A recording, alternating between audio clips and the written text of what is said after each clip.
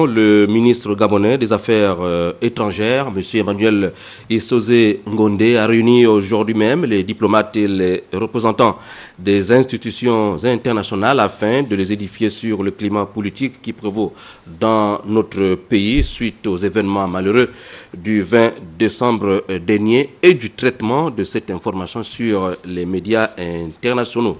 Au cours de nos prochaines éditions d'information, nous reviendrons sur cette actualité brûlante.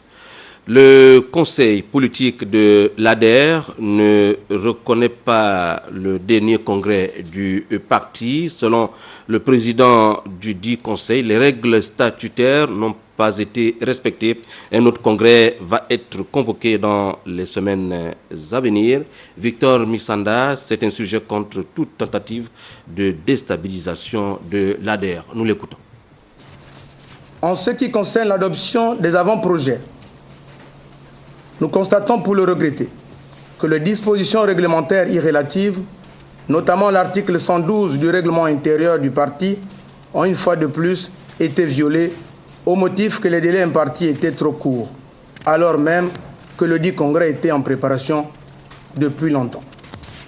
En ma qualité de président de l'organe de régulation, je m'insurge contre toute tentative de déstabilisation du parti et demande aux militants de ne pas se laisser distraire par une mascarade orchestrée les 19 et 20 décembre 2014, ce en dépit de mes appels à respecter le cadre normatif.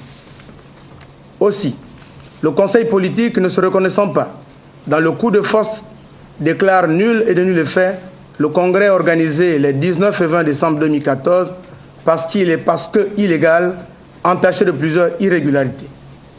Aussi, se réserve-t-il le droit de donner une suite judiciaire à cet imbroglio afin de libérer le parti de sa capture par les forces d'inertie. Enfin, conformément à l'esprit d'engagement pris lors de la signature de la charte le 19 avril 2010 et de son avenant en 2014, l'ADER confirme son ancrage dans la majorité républicaine et sociale pour l'émergence et marque par la même occasion sa disponibilité totale pour accompagner le chef de l'État et son gouvernement dans l'œuvre immense et exaltante de construction du Gabon émergent.